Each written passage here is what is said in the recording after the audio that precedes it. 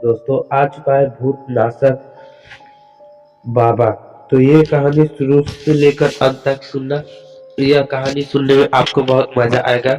यह कहानी एक भयानक जंगल की है जो मैंने उनके घर वालों से सुनी है, जिसके साथ यह घटना हुई है। माधोपुर से लेकर शिवपुर तक फैले इस जंगल में न जाने कितने भयानक जानवर और भूत आत्माएं रहती है। इस बार मैं सियापुर रक्षाबंधन पर दीदी का यहाँ पर गया था। वहाँ के लोग उस जंगल के बारे में बताते रहते हैं कि इस जंगल में आत्माएं भूत प्रेत रहते हैं। तो मुझे तो वैसे भी भूत प्रेतों पर विश्वास है, शायद आप लोगों को भी हो। तो ये मैं 15 अगस्त को अपने जीजा जी के कॉलेज गया था। वहाँ के लोग उन्हें आचार्य जी कहते थे। 15 अगस्त को प्रोग्राम खत्म हम होते ही हम लोग जाने ही वाले थे कि वहाँ के पड़ोसी ने उन्हें घर पर चाय पीने को बुलाया। तब हम लोग उनके घर पर चाय पीने गए। ऐसे ही बातें हो रही थी, तब उन्होंने अपनी बात बीती कहानी बताई कि अभी कुछ दिनों पहले मेरे बेटे राजू के साथ ऐसी घटना घटी है कि आज को क्या बताऊं। राजू के पिता ने बताया कि एक दिन मेरे तबीयत खराब हो गई थी। तब मैंने राजू को जंगल से बकरियों को चराने के लिए भेजा था और लेने के लिए भेजा था। राजी तो कभी कभी जंगल जाता था, पर वो हमेशा काम से ही जी चुराता था। पर आज उसे मजबूरी में जंगल जाना पड़ा, तो वो रास्ते में चलता गया। उसे कहीं भी पास में चारा नहीं मिला, क्योंकि पास के सारे पेड़ तो पहले से ही बकरियों के लिए काट चुके थे। वो जंगल के और अंदर चला गया। वो घने जंगल में पहुंच गया, जहाँ पर बहुत पास पास पेड़ खड़े हुए थे। पेड़ इतने घने थे कि आसमान तो नजर नहीं आ रहे था। बरसात का टाइम था, अच्छी बरसात तो हो गई थी। पूरी जंगल हरा भरा हुआ था। पत्थरों पर पानी ऐसे बह रहा था कि जैसे साफ कोई झरना बह रहा हो। पहाड़ों से नीचे की ओर आता हुआ पत्थरों पर साफ पानी बह रहा था। वहां पर इतनी शीतलता थी कि उसकी देखते ही थकान दूर हो गई थी। उसने सोचा कि पहले मैं थोड़ा आराम कर लूं, फिर मैं पत्तियों काट कर घर चला जाऊंगा। थोड़ी देर ही बात हुई थी। उसे सोए हुए उसने सपना देखा कि वह चारे के चक्कर में बहुत दूर आ गया है और वह रास्ता भूल गया है। उसने सपनों में देखा कि उसके सामने कोई खड़ा था। उसकी शक्ल देखते ही उसकी आंखें खुल गई थी और वह डर गया। अब उसे और ज्यादा डर लगने लगा। अब चारा तो काट रहा था, पर वह सपने की बात याद करके बहुत बहुत घबराया हुआ था। उधर सूरज भी ढलने वाला था। उसके हाथ दूर दूर तक किसी की भी आवाज सुनाई नहीं दे रही थी। वह जल्दी जल्दी पत्तियां काट ही रहा था कि उसे आपस में बातें करते हुए एक आवाज सुनाई दी। उसने सोचा कोई आदमी होगा तो मैं उसके साथ घर चला जाऊंगा। उसने जल्दी से पत्तियां बांधी और वह आवाज आ रही थी उधर की ओर चल दिया। पास पर उसने वह ध्यान नहीं किया कि वो आया किधर से है और किधर जा रहा है। वह उल्टा जंगल में घुसता चला गया। आवाज और साफ सुनाई देने लगी तो वह और आगे बढ़ने उसने देखा कि दो लोग आपस में बात कर रहे हैं। उनकी पीठ दिखाई दे रही है। उसके पास जाकर बोला, क्या तुम मुझे घर जाने का कोई छोटा रास्ता बता सकते हो? इतना उसने कहते ही वो दोनों लोग उनके सामने ऐसे फिरे हुए कि वहां कोई कोई था भी या नहीं।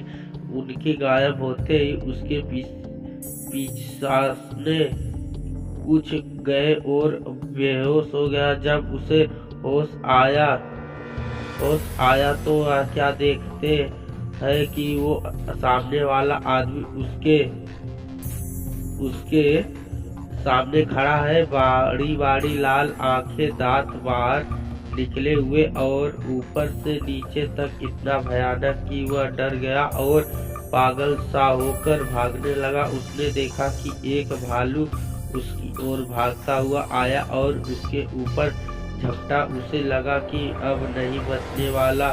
उसके तो होश ही उड़ गए। वह एकदम बैठ गया और वह भालू ऊपर निकल के नीचे गिरता ही वह आदमी बन गया। उसके गाल पिचके हुए, हाथ टेढ़े और पैर उल्टे, और यह लंबी दाढ़ी और दांत ओठ कटकर बाहर निकले हुए थे। दांत बाहर निकले हुए थे। राजी तो बस उसे देख रहा था, पर उसके ओठ ठिकाने ठिकाने नहीं थे। वह वहीं गिर पड़ा। इधर घर वालों की चिंता हो रही थी कि अंधेरा हो गया है, राजीव अभी तक क्यों नहीं आया। उसके बाद बड़े भाई ने कहा कि अभी आता ही होगा। सब लोग इंतजार करके थक चुके थे। 10 बज चुके थे। अब उसके भाई को लगा शायद कुछ तो गड़बड़ है। कुछ लोगों ने कहा चलो ढूंढते हैं, क्या पता इतने बड़े जंगल में कहाँ क्या हो गया होगा। सब लोग लाठी भले टार्च लेकर उसके ढूंढने निकल पड़े। उसका भाई अ- अपाहिज था, वह एक पैर से चलता था, इसलिए इसके लिए पिताजी ने कहा बेटा तू यहीं रह अपनी माँ और बहन के पास, हम लोग जाते हैं और कुछ खबर होगी तो हम बताएंगे। पूरी रात जंगल में ढूंढते हुए ही गई, उसका कुछ नहीं पता चला। जहाँ तक वो लोग जाते थे वहां तक सारा जंगल छान मारा, मगर राजीव का कोई पता नहीं।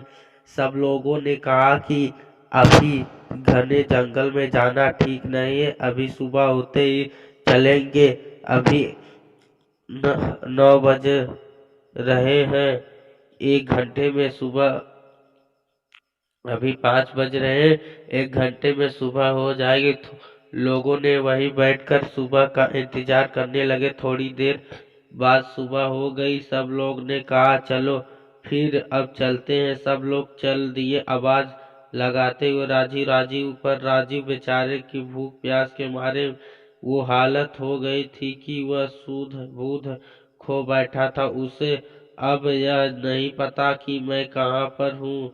2 दिन हो गए, राजीव का कहीं पता नहीं चला। अब सब लोग परेशान थे इधर उधर। राजीव को भाई बहुत व्याकुल था, बेचारा कुछ कर तो नहीं सकता। वह जाकर अपने सामने खड़े हुए नीम के पेड़ के नीचे गड्ढा खोदने लगा और कहने लगा मेरा भाई आएगा, मेरा भाई आएगा। वह कह जा रहा था दोस्तों उस नीम पर वह रोज सुबह दूध चढ़ाते थे। उसका भाई रोज वहां पर दूध चढ़ाता था। उसने उसे उससे देवता को निवास मानते हुए इधर उधर उसके भाई की पुकार सुन के आवाज देवता निकल पड़े। उधर रात हो गई थी और राजी को उन भूतों ने घेर रखा था। भाई वह खुद बता रहा था जी कि भाई क्या बताऊं, उस रात की बातें याद करके मैं अभी भी डर जाता हूँ। वह पर इतने भूत एक साथ मैंने क्या किसी ने सपने में भी नहीं देखा होगा। किसी का गर्दन अलग, कोई बिना आँख का, कान का ढांचा मेरे चारों तरफ तांडव कर रहे थे। मैं कभी जिंदगी में ऐसा सोच नहीं सकता कि ऐसा दिन भी आएगा। ऐसी तरह की आवाजें निकल रहे थे, सारा जंगल उनकी आवाज से गूंज रहा था। मुझे लग रहा था कि मैं अब बचने वाला नहीं हूँ। लगता है कि यह लोग मुझे मार डालेंगे। मैं तो इतना डरा हुआ था कि मैं रो रहा था कि अचानक घोड़े पर पैरों की आवाज आई। सब लोग एकदम शांत हो गए। सब लोग ने आस तोड़ दी कि अब मैं राजू नहीं मिलेगा। सब लोग वापिस आ गए। सारे जंगल में मातम सा छा गया। इधर किसी ने कहा कि किसी भगत को बुलाओ और पता कराओ कि वो अभी तक जिंदा है कि नहीं, वो लौट आएगा कि नहीं। एक आदमी वहां से भगत को बुलाने चला गया। उधर राजीव के देवता वहां पर पहुंचे, हाथ में तलवार, घोड़े पर सवार। उनको देखते ही सारे भूत भागने लगे। उन्होंने एक एक पकड़ के ऐसे मारा जैसे कोई हीरो फिल्म में एक योद्धा सब को काट देता है। जैसे ही उनकी तलवार उनकी गर्दन पर पड़ती वह मिट्टी में मिल जाते। यह सब राजीव अपने आंखों से देख रहा था। अब तब उस घोड़सवार ने कहा कि तुम अब चिंता मत करो, मैं आ गया हूँ और सुबह तक कोई तुम्हें लेने आ जाएगा।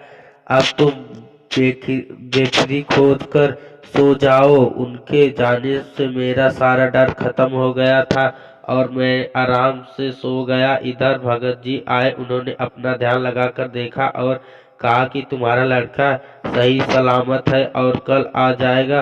तुम्हें चिंता करने की कोई जरूरत नहीं है। वहां पर तुम्हारे देवता पहले ही वहां पहुंच चुके हैं और राजीव का भाई अभी वहीं पर बैठा है और कहे जा रहा है मेरा भाई आएगा। वहां किसी भी बात नहीं मान रहा है। जो भी उसे वहां से उठने को जाता वो उसे ढकेल देता। सुबह उसकी आंख खुली तो वह पर एक आदमी ने पूछा कि तुम कहाँ से आए हो और कहाँ जाना है। मैं तुम्हें तुम्हारे घर पहुंचा देता हूँ। और वह अपनी साइकिल पर बिठाकर उसके घर पर छोड़ दिया। घर वालों को देखकर वो ऐसा रोया कि वह बेहोश हो गया। 3 दिन तक भूखा प्यासा कमजोर हो गया था। फिर उसे अस्पताल में वो वहाँ गया। वो 2 दिन में ठीक हो गया। तो ये कहानी आपको कैसा लगा? कहानी अच्छा लगा होगा, डरावनी कहानी। तो ये कहानी सुनने के बाद आपको अच्छा लगा तो चैनल को सब्सक्राइब करके लाइक जरूर कर देना, शेयर कर देना।